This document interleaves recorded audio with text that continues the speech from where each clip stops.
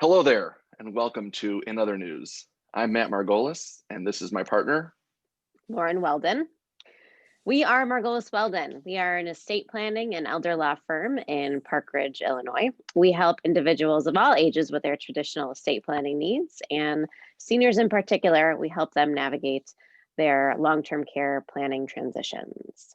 The goal of this program today is to share some information with you all on topics that we feel would be interesting and timely. Today we're here with Tom Kaplan. Hold your applause. Tom is a licensed clinical social worker and board certified diplomat with specialization working with children, adolescents, and families. He received his graduate degree in clinical social work from the University of Chicago. I won't say when that was, where he also worked for several years in the Department of Psychiatry, Child Psychiatry Clinic. In his tenure there, he worked as a clinical supervisor, lecturer, and assistant professor of field instruction within the School of Social Service Administration. In addition to other consultative work, he has also worked as a clinical assistant professor at Smith College School of Social Work. Tom began his private practice in the early 80s before leaving the University of Chicago to become the director of clinical social work at Chicago Lakeshore Hospital. He left inpatient hospital treatment in 1997 to focus on further developing and expanding his private practice. Tom has extensive experience lecturing and participating in professional conferences and workshops all over. His private practice, which has been for over the last 35 years, is focused on working with children as young as 5 years old through young adults presenting with ADHD, anxiety disorders, depression, learning disabilities, and other behavior disorders.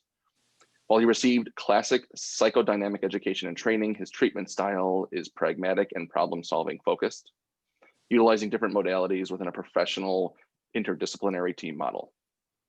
On the lighter side, which we could all use these days, Tom is a long distance and multiple marathon runner, has finished over 200 distance races and has logged over 30,000 road and trail miles in his career.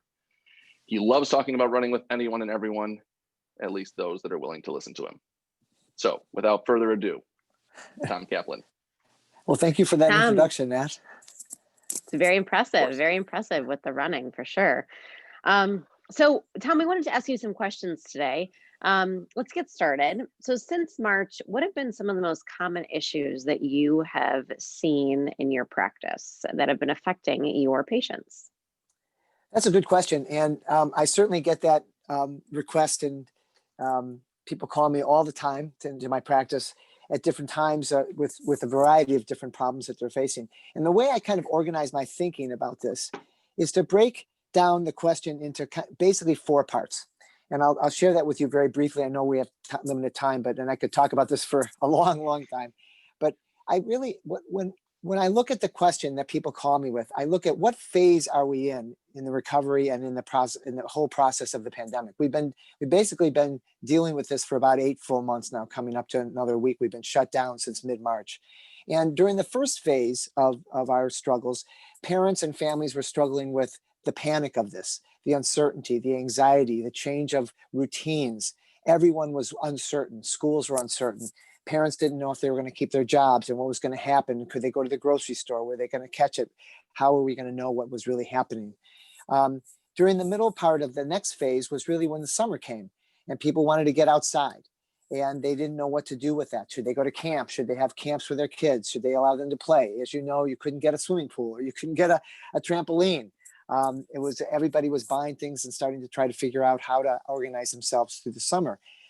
Then we come into the fall. The fall comes around, and now it's all about going back to school. Do we stay hybrid? Do we go to school part of the time? Do we stay virtual? Well, we started going, but now we have to go back. How is that going to work? My child has special needs. Are they going to get special supports to the kind they had at school?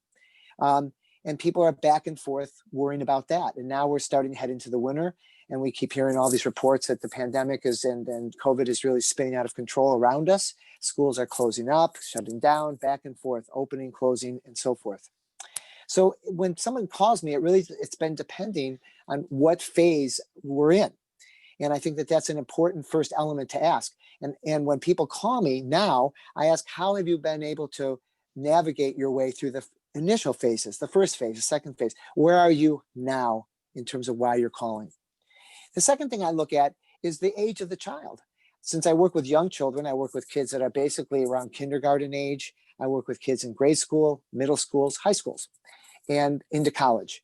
And that is a very important dynamic and element in terms of what they're managing with, how they're managing, and what their developmental tasks are that are being impacted by the pandemic and why they're calling me. So I think that's a really very important part of this. And it's not just about their age, it's the grade they're in, but also their developmental place. Are they delayed? Are they stuck in certain parts of their lives? Are they 18 years old but functioning like they're 11?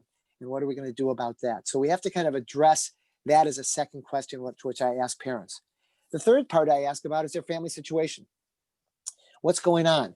Have their parents, what kind of stress is their family in? Are they in financial difficulties? Is the marriage that was really, really okay because one parent was out a lot and traveling and going places, now everybody is consolidated at home? And the dynamic of how people relate and how the routines work is very, very different. I can't tell you how many times moms have called me and said, it's great, but now my husband comes home early every day and it's upset my whole system. I had it all worked out until he comes home now. So that occurs. People have lost their jobs, had pay cuts, salary issues, what's going to happen for them. And that kind of dynamic really affects the family. I don't know if anybody out there has pets, but I have a dog. And one person once told me, who was a kind of a dog trainer, said, you know that your emotions travel down the leash and your dog will feel how you're feeling while you're walking the dog. Well, parents' feelings travel to their children, what they're doing, what they're talking about at the table, how open they are, how transparent they are.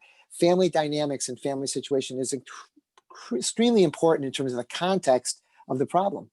And then the fourth problem, or the fourth section, which is most important, is what is the problem? How is the problem been something that is new that we're all trying to figure out now because none of us anticipated this or prepared for it, even though they'd ever have to think about this? Or is it something that's been pre-existing? It's been around before. There was a fragile balance. The school was handling it. Maybe they had some support with the social worker at school, or maybe something was going on, but they were getting through and things were okay. But now they've been exaggerated or exacerbated by this problem, the change in lifestyle, the change in the school system, the change in their social relationships. Family dynamics often get in the way and can either start a problem or exacerbate and exaggerate existing problems. And that's an important element for me to kind of understand what people have done in terms of the history of why they're calling in the first place. So I'm there to kind of triage that call when people make that initial contact with me.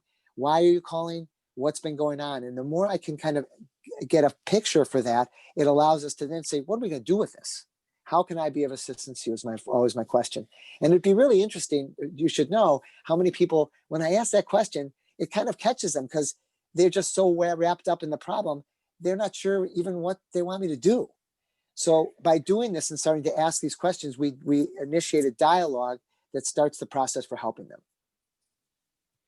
Long-winded answer to that question. Sorry. That was a good one. It was a good one. So Tom, I mean, you know, I know that you and I have talked about this. I think we've talked about this at one time before, but and I know you've seen the pandemic affect your patients in different ways. I mean, have you seen in addition to negative ways, which which obviously we're all interested in, have you seen the pandemic affect anybody in a positive way? That's a really good question. I think most people think the obvious answer is no. And that this has just been hard on everybody and people are exhausted and we have pandemic fatigue and people are just kind of burning out and so forth. But I actually have stories to tell you that it's not been all doom and gloom. There have been positive changes that have come about for families that were never there before. There have been situations with children. I'd say that prognostically, children who, I look at kids functioning in three spheres of life. One is at school. The second one is in their family. And the third one is in their social life around all their activities, whether that's religious or community services, sports, those types of things, theater, arts, technology, those types of things. And the fewer those different phases of their lives that are impacted by all of these problems, the better their prognosis is in terms of being able to recover, manage more effectively. And the children that seem to do the best that I've worked with in teenagers and college kids are those that have struggled with certain types of social anxiety issues where they have never really been that comfortable going to school, being out on teams, or their parents pushing them into activities has been very exhausting to them. And oftentimes it's really depleting of their energy and their own health. And by able to kind of pull back into their lives where they feel more in control, they have more control of their educational day, they're more in control of social relationships, how they use those things, whether they're playing games or video chatting with people or doing things. Life seems to be more contained for that group. And I've had kids tell me, now everybody knows how I always feel, to those kids that are really struggling because they're so extroverted and out there in the community. I've also had some very well-functioning, high-functioning high school students that are college students now and making decisions about taking gap years and going into community service. Or I have somebody up in the conservation corps up in the Northern Plains, and I have people that have decided to do other kinds of service or go online and do other kinds of things and take other kinds of courses rather than and hold off and make those tough decisions about starting their college experiences. So it really depends on the individual, but there are plenty of stories of people. I jokingly also say that I work with a lot of kids who have substance abuse issues and alcohol problems, and their supply chains have been cut off to some of them, and so it's kind of forced their own detox and kind of going straight. And wouldn't you know it, some of the kids, my brain's clearing out. I feel better. I'm not doing this as much. I can't get it anymore. I kind of like it. And so I've had some people actually have kind of situational recovery to this as well. Not to say that some kids are smoking more and doing more things, because they're also just exhausted and just beside themselves as well. But it really depends on the individual. Interesting. Interesting. Yeah. So this is a question that I have as a parent of a few kids, ages ranging from 2 to 14.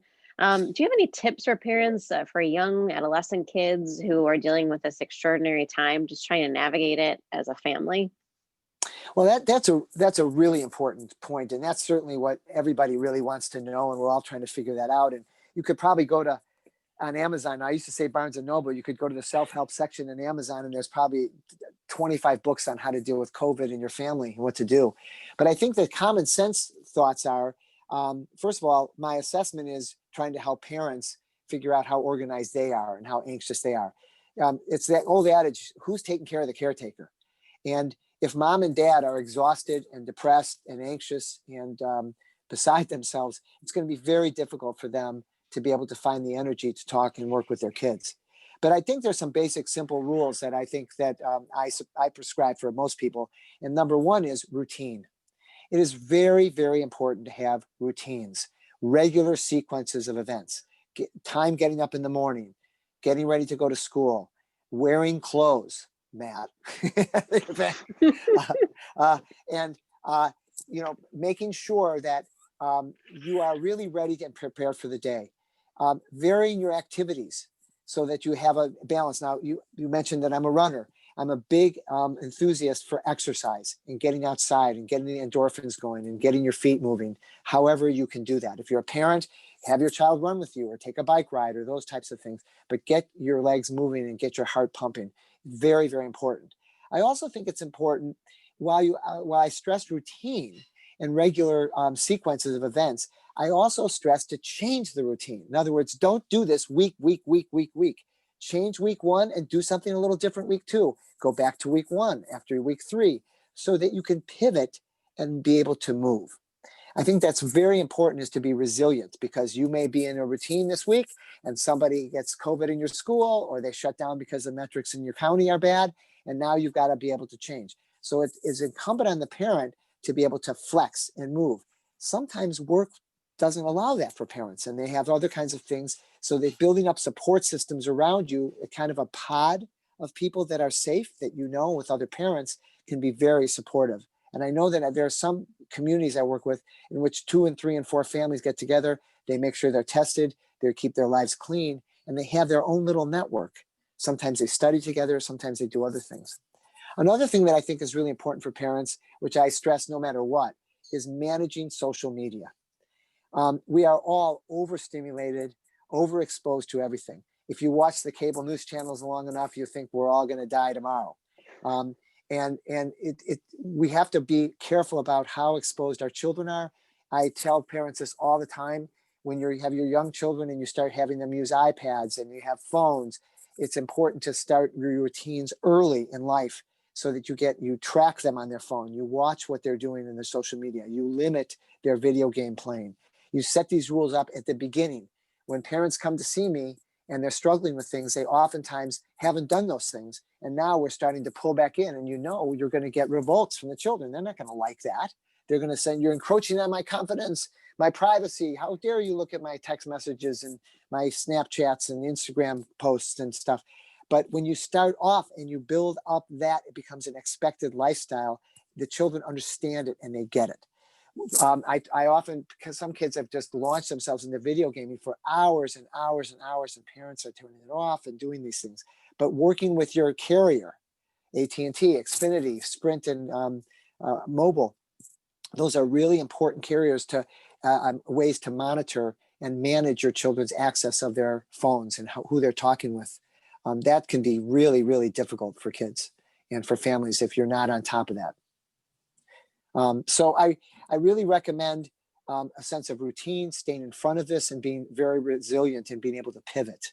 I use that word. I've never really used that word more in my practice than right now, is to be able to move with the flow and being able to be resilient enough to be able to access that and have your children be able to do that with you. Because some children I work with who have lots of anxiety and irritability and moodiness are very rigid, and they don't transition well, and they cause a lot of noise and anger and frustration when you ask them to stop that, turn that off, come for dinner, get ready for bed, take a shower. Kind of normal daily routines is really important for us to be able to have some resiliency to be able to teach them and model that for them. Very, very well said.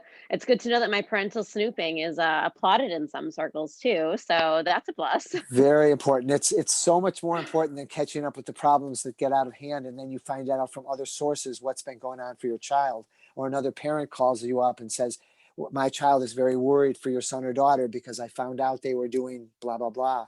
It's much more important to maintain those lines of communication with your children, so you're the one who knows what's going on. Yeah, I mean, and Tom, talking about routine, I feel like that rings a bell. I know in our household at least, and I'm sure Lauren's very similar. I mean, that's been one thing that we have been trying to be consistent with, because you get the kids in a routine and they know what to expect, and there's a lot less fighting. That's for sure. That's fighting. And you need time to yourselves. As for raising young children, they need to get to bed because they need to go to bed at the right times. But you need some time for yourselves to reward yourselves at the end of your days, and to make sure you replenish and recharge your batteries to start up the next day. Because some people, it just gets to be such a drag that they're just worn out. Yeah, sure, like a snowball effect. Yes. Well, Tom, we really appreciate you taking the time with us today. The information was extremely beneficial for me. I'm sure it was for Lauren as well, and everybody else that's listening in. I'm sure people can Google Tom Kaplan after this. You might have a lot of people reaching out to you, wanting to share their thoughts. But thanks again, Tom. In all You're very honesty, welcome. we really appreciate it. I'm glad I could be helpful. Kick it over to Lauren here to take us home. Yes. So last time we discussed a trivia question, I wanted to provide the answer. It's the trivia question from last time was, when were the first Air Jordans released? And the answer is 1984, which was a good year, if I do say so myself. My next trivia question has to do with dogs. So my question for next time, and you'll find the answer if you tune into our next episode, is what dog breed was the first breed that's evidence is legally admissible in some U.S. courts? So which dog breed was the first breed that was allowed to present evidence in a court? Stay tuned for next time and you'll get the answer. Very interesting. I'm Matt Margolis. I'm Lauren Weldon. And we'll see you next time in other news.